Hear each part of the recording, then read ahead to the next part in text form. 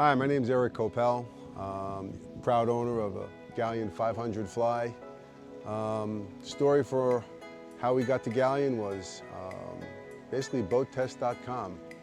Captain Steve on the 485 at sea in 8-foot seas. My wife and I were looking at sea rays, and when we saw that video, we decided to investigate into the Galeon brand. And when we saw the 500 and all the versatility this yacht had to offer, I was sold. My intention was never to buy a new boat, but again, after seeing this baby, it was a no-brainer for me. My wife and I are always very gracious for everything we have in life, very fortunate. Always want to keep our feet solid on the ground. Reminds us every day. Back in August, we went to the Postcard Inn in Isla Morada.